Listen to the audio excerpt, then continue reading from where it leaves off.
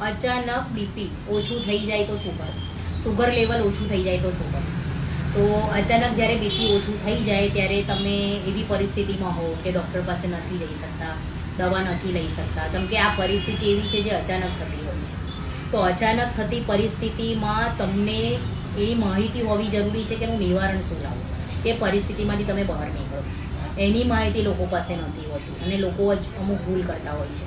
તો જ્યારે અચાનક બીપી ઓછું થઈ જાય તો શરીર સંકેત આપતું હોય છે, શરીર અમુક લક્ષણ આપતું હોય છે. એ શું સંકેત આપતું હોય છે? તમને આખો સમય અંધાર આવે, તમે પડી જશો એવું લાગે, તમને માથું ભારે ભારે થઈ જાય, ચક્કર આવે, આ બધા સંકેતને લક્ષણ દેખાતા હોય છે શરીરમાં. ત્યારે એવી પરિસ્થિતિમાં તમારે શું કરવું એની પર આજે હું તમને માહિતી આપીશ. તો જ્યારે બી તમને અચાનક બીપી ઓછું થઈ જાય એ પરિસ્થિતિમાં શું કરવું? તમે જ્યાં બી છો ત્યાં સૂઈ જવાનું છે, તમારે સીધું સૂઈ જવાનું અને સપોર્ટમાં નીચે પગની નીચે સપોર્ટ રાખી પગ તમારા ઊંચા કરી દેવાના છે, જેથી તમારું લોહીનું પરિવહન તમને દિમાગ અને હૃદય સુધી પહોંચે અને બીપી ધીરે ધીરે કંટ્રોલમાં જે ઓછું થઈ ગયું છે. તમારે ચા કાં તો કોફીનું સેવન કરવાનું છે. એ કરવાથી એનર્જી લેવલ એટલે કે સુગરની માત્રા વધે છે અને સુગર જે ઓછું થઈ ગયું હોય, બીપી ઓછું થઈ ગયું હોય એને કંટ્રોલમાં કરે છે. તમારે મીઠાવાળું પાણી પીવાનું છે, સોલ્ટવાળું પાણી. એ પીવાથી તમને બીપી ધીરે ધીરે કંટ્રોલમાં આવે છે. તમારે એ સમયે ઠંડુ નહીં પરંતુ હુંફાળું ગરમ પાણી પીવાનું છે. એ પીવાથી હૃદયમાં જે જકડન જે થાય એને કંટ્રોલમાં કરે છે અને હૃદયને થતા નુકસાનથી બચાવે છે.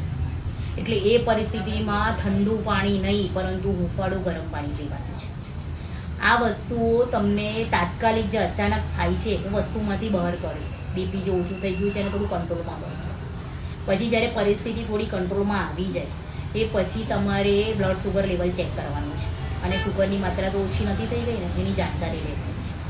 તો જ્યારે બી તમને આ પરિસ્થિતિ થોડી ઓછી થાય પછી ડૉક્ટરની મુલાકાત લઈને યોગ્ય સારવાર ચાલુ કરવાની હોય છે અને પોતાનું સ્વાસ્થ્યનું ધ્યાન આપવાનું હોય છે. તો બને એટલું વિડીયોને શેર કરો કે લોકો સુધી આ માહિતી પહોંચે અને લોકો જાગૃત થાય. હવે અચાનક સર્જાતી આ પરિસ્થિતિમાં બધાની પાસે માહિતી હોવી જરૂરી છે કે શું કરવું કે બીપીનું લેવલ તમે ઓછું થઈ ગયું છે તો એને કંટ્રોલ કરી શકો. તો ધન્યવાદ.